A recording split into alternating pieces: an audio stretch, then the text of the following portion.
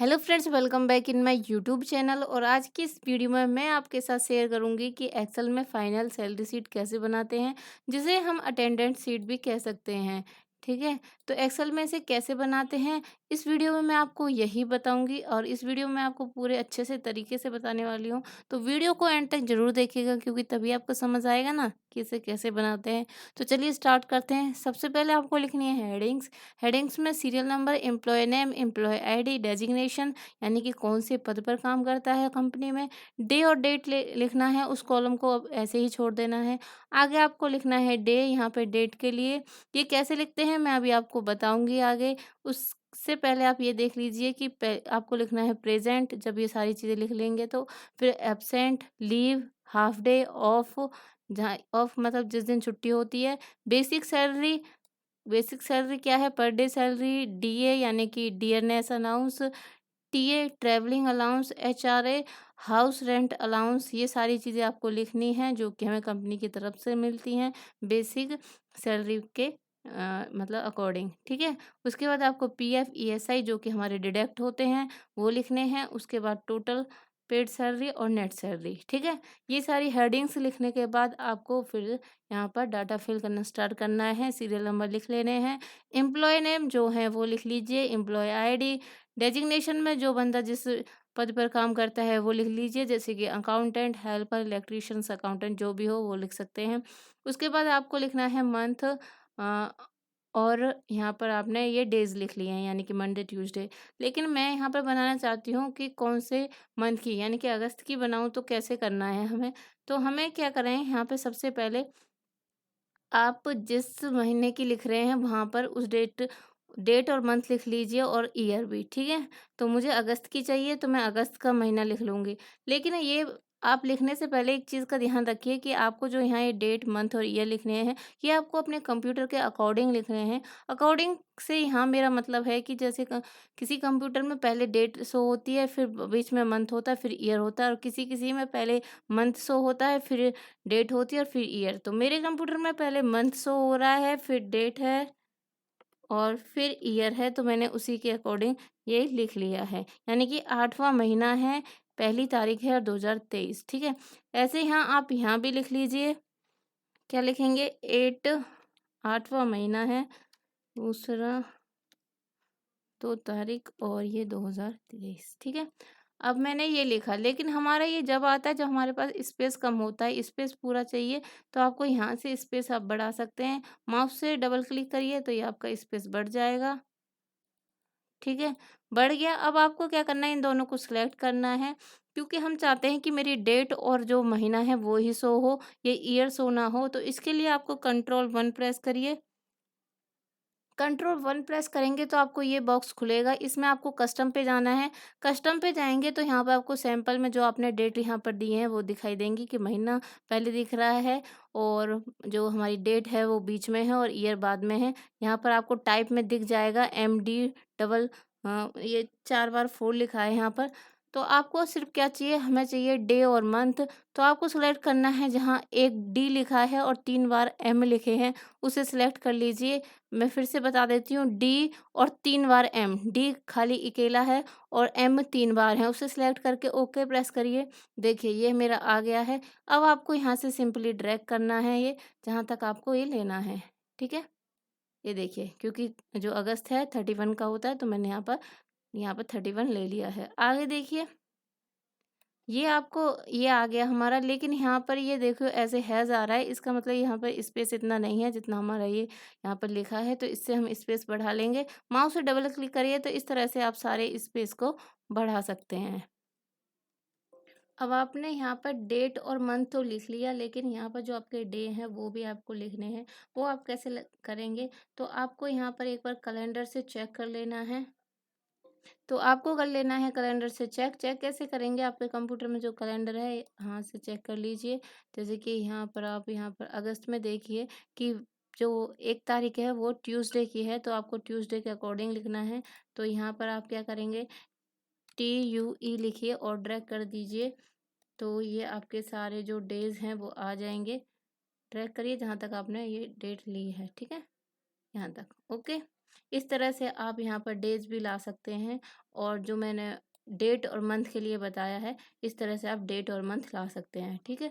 उसके बाद आपको नीचे लिखना होगा, जैसे कि पी मैंने प्रेज़ेंट के लिए लिखा है, एच मैंने हाफ डे के लिए, ए मैंने एब्सेंट के लिए लिखा है और एल मैंने लीव के लिए लिखा है। इस तरह से आप नीचे फिल कर लीजिएगा और इस तरह से पूरे जो मतलब डाटा है उसे इस तरह से कि बंदा कितने दिन प्रेजेंट हुआ है, हाफ डे कितने लिए हैं, लीव कितने दिन है और एब्सेंट कितना है। ये सब मैंने पहले से ही फिल कर लिया है। आप उस एम्प्लॉय के अकॉर्डिंग फिल कर लीजिएगा, ठीक है? ये सब लिखने के बाद जहाँ पर जितने भी संडे हैं उसे आप थोड़ा हाईलाइट कर लीजिए, ताकि आपको पता चल सके कि ये हमारे संडे हैं। तो आपको करना है सिलेक्ट, उसके बाद जो यहाँ पर फिल होता है इसे फिल कर देना है, जो फिल कलर होते हैं हमारे, ठीक है? तो इस तरह से आप आगे ये सारे इस तरह से जहाँ भी संडे हैं उन्हें फिल कर सकते हैं और आप जितने भी संडे हैं उन्हें फिल कर लीजिए। सारे संडे हैं उन पर आप जैसे रेड कलर करने के बाद आपको आगे बढ़ना है, ताकि ये हमने इसलिए लगाए ताकि हमें पता चल सके कि ये संडे हैं। और आगे आपको लगाना है यहाँ से फॉर्मूला, तो फॉर्मूला प्रेजेंट के लिए क्या लगेगा, इक्वल का साइन प्रेस करिए, काउंट इफ लगाइए, काउंट इफ, टैब प्रेस करिए और टैब प्रेस करेंगे आपका ये जो ब्रैकेट है ओपन हो जाएगा। फिर यहाँ पर क्लिक करिए, शिफ्ट के साथ आप एरो का बटन दबाइए और जहाँ तक आपकी रेंज है वहाँ तक आप इसे सिलेक्ट कर सकते हैं। इस तरह से आपको करते रहना है।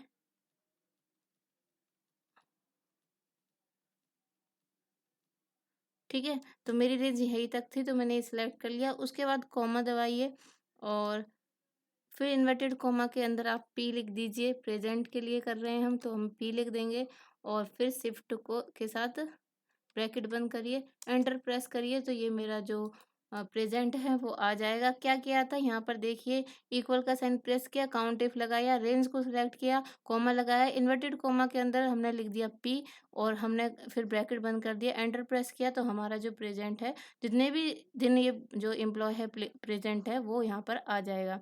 यहाँ पर जाइए और माउस से डबल क्लिक करिए तो आपका ये प्रेजेंट निकल कर आ जाएगा।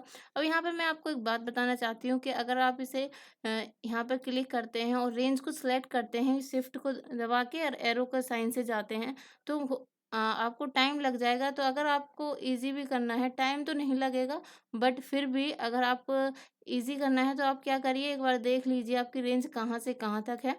ये हमारी एफ और हमारा कॉलम नंबर एफ है और रो नंबर 5 है, तो F5 से स्टार्ट है और कहाँ तक है ये देख लीजिए, AJ तक, AJ5 तक हमारी ये मतलब स्टॉप है।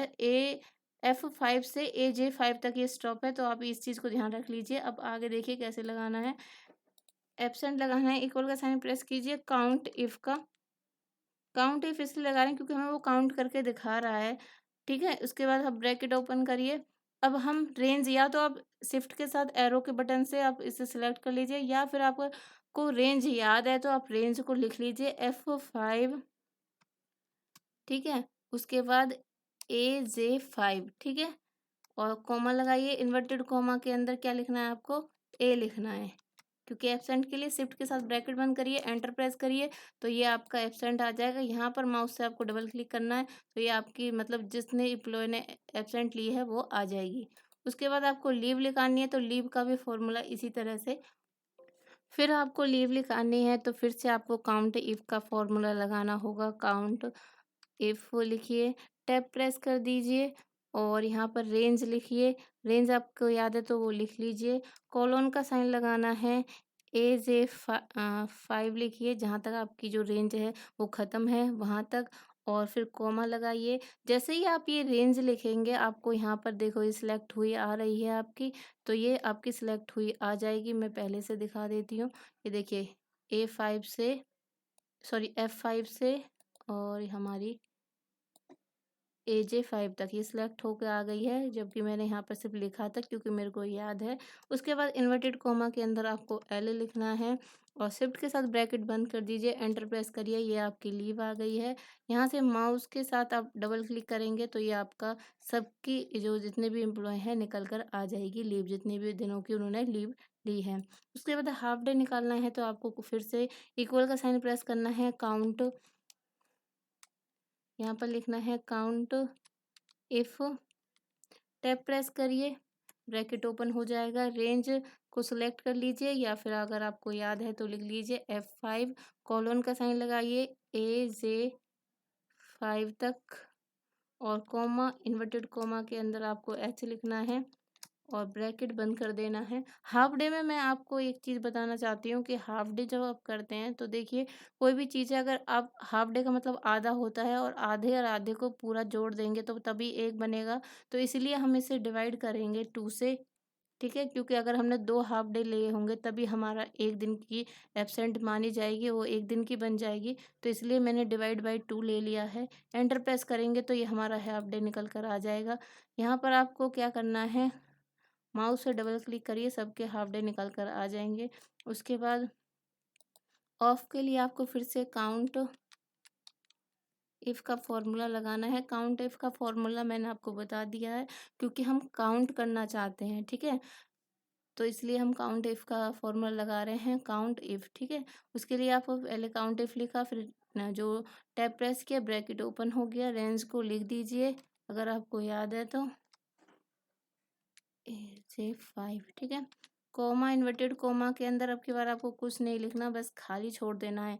याद रखिएगा, जब ऑफ का निकालते हैं तो कॉमा और इन्वर्टेड कॉमा के अंदर कुछ नहीं लिखना होता। शिफ्ट के साथ ब्रैकेट बंद कर दीजिए, एंटर प्रेस करिए तो ये हमारा ऑफ निकल कर आ गई। ये 4 ऑफ निकल कर आ रहे हैं क्योंकि जो संडे हैं उस जो उनकी 4 ही होते हैं महीने में, इसलिए 4 हमारे ऑफ आ गए हैं, यानी कि उस दिन की छुट्टी थी। बाकी कोई फेस्टिवल की भी छुट्टी होती है तो उस टाइम अगर आप उस बॉक्स को खाली छोड़ देंगे और ऑफ लिखेंगे तो वो अपने आप काउंट होकर आ जाएगा, इस तरह से, ठीक है ना? यहाँ पर मैंने सिर्फ संडे को लिया है तो संडे वाले ये 4 संडे हैं तो ये मेरा ऑफ 4 दिखा रहा है, ठीक है ना?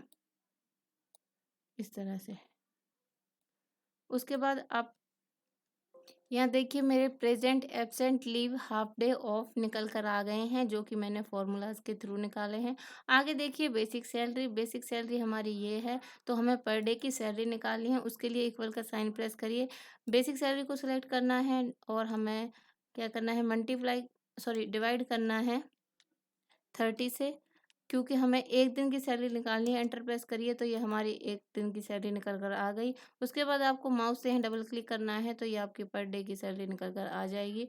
आगे हमें निकालना है डीए, यानी कि डियरनेस अलाउंस। तो हमें क्या करना है, जो कि यात्रा भत्ता होता है, सॉरी, जो महंगाई भत्ता होता है, तो उसके लिए आपको क्या करना है, इक्वल का साइन प्रेस करिए, बेसिक सैलरी को सिलेक्ट करना है क्योंकि ये बेसिक सैलरी पर ही डिपेंड करता है। 5% लिखिए और एंटर प्रेस करिए तो ये आपका डीए आ जाएगा निकल कर।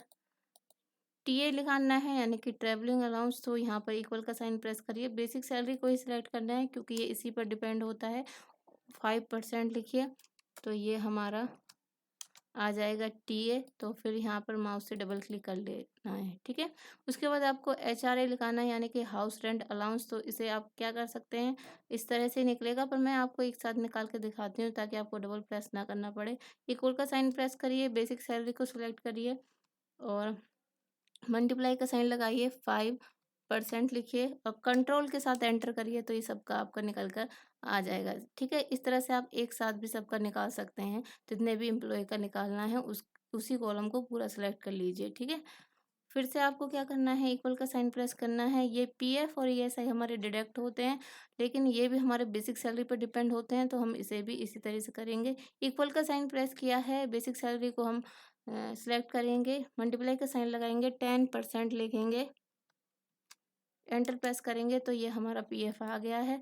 यहाँ से माउस से डबल क्लिक कर दीजिए तो ये सबका पीएफ निकल कर आ जाएगा। इसी तरह हमें ईएसआई को करना है, तो ईएसआई कैसे करेंगे, पूरे को सिलेक्ट कर देती हूँ मैं, आपको मतलब तरीके बता रही हूँ इसमें, तो आप कैसे भी कर सकते हैं।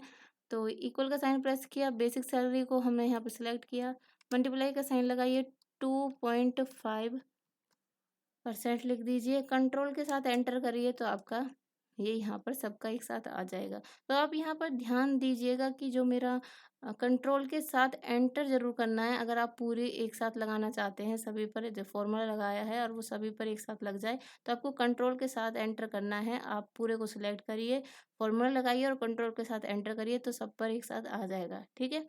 तो आगे बढ़ते हैं। आगे हमें पूछ रहा है टोटल सैलरी, यानी कि टोटल पेड सैलरी भी लिख सकते हैं हम यहाँ पर, ठीक है। तो यहाँ पर मैं क्या करूँगी, अब देखिए ये मेरा टोटल पेड सैलरी है, यानी कि हमें इसमें कितने दिन की सैलरी है वो पेड करनी है। तो इक्वल का साइन प्रेस करिए और अब जाइए यहाँ पर, जो हमारा ये रहे प्रेजेंट थे, प्रेजेंट को सिलेक्ट किया, प्लस का साइन दबाएंगे, सिर्फ उससे कीबोर्ड से प्लस का साइन प्रेस करिए। उसके बाद एब्सेंट को छोड़ देंगे, लीव को आपको फिर से सिलेक्ट करना है, प्लस का साइन दबाइए। फिर आप देखिए कि फिर हाफ डे को सिलेक्ट करना है, फिर प्लस का साइन दबाइए और फिर ऑफ को सिलेक्ट करना है, ठीक है। कैसे किया था, पहले प्रेजेंट को सिलेक्ट किया, प्लस का साइन लगाया, leave plus half debt plus of, absent को छोड़ देंगे क्योंकि एब्सेंट होते हैं तो उसकी कोई सैलरी नहीं मिलती है। फिर हम एंटर प्रेस करेंगे तो हमारी टोटल पेड सैलरी आ जाएगी, यानी कि 28 दिनों की हमें सैलरी देनी है। यहाँ पर हम माउस से डबल क्लिक करेंगे तो ये मेरी सबकी टोटल पेड सैलरी आ गई है। अब हमें आगे निकालना है नेट सैलरी। तो नेट सैलरी कैसे निकालते हैं, इक्वल का साइन प्रेस कर लिए, उससे उसके बाद आपको टोटल दिन है जो आपके वो सिलेक्ट करिए, ठीक है, वो सिलेक्ट कर लिए। फिर आपको मल्टीप्लाई करना है किससे, पर डे की सैलरी से, ठीक है। पर डे की सैलरी से मल्टीप्लाई करने के बाद देखिए वो थोड़ा गलत हो गया था। सबसे पहले यहाँ पे सिलेक्ट करना है आपको और यहाँ पर इक्वल का साइन प्रेस करिए और आपको जितने दिन की सैलरी पेड करनी है उसे सिलेक्ट करिए, मल्टीप्लाई का साइन लगाइए और पर डे की सैलरी, यानी कि पर डे की सैलरी हमारी कितनी है, ये रही, इसे आपको सिलेक्ट करना है उस वाली सेल को, ठीक है। करने के बाद आपको क्या करना है, यहाँ देखिए, उसके बाद आपको प्लस का साइन लगाना है, उसमें प्लस करना है डीए, क्योंकि ये हमें कंपनी की तरफ से मिलते हैं, प्लस करना है टीए प्लस एचआरए, ये तीनों हमने प्लस कर लिए हैं क्योंकि ये हमें कंपनी की तरफ से मिलते हैं। अब पीएफ और ईएसआई हमारी डिडक्ट होती है तो इन्हें हम करेंगे हम माइनस, माइनस का साइन लगाया, पीएफ को सिलेक्ट किया और फिर से माइनस का साइन लगाया और ईएसआई को सिलेक्ट किया, ठीक है। उसके बाद आपको एंटर प्रेस करना है, ये हमारी नेट सैलरी निकल कर आ गई है। उसके बाद यहाँ पर आपको माउस से डबल क्लिक करना है, सबकी नेट सैलरी निकल कर आ जाएगी। तो आज की वीडियो में मैंने यहाँ पर फाइनल सैलरी शीट, जिसे हम अटेंडेंस शीट भी कहते हैं, बता दी है। होप करती हूँ आपको समझ आ गई हो और मेरी वीडियो कैसी लगी प्लीज़ मेरी वीडियो को लाइक कर दें, मेरे चैनल को सब्सक्राइब कर दें और मेरी वीडियो कैसी लगी है इसे कमेंट करके बता दें। और आज की वीडियो में इतना ही, मिलते हैं नेक्स्ट वीडियो में। Thank you.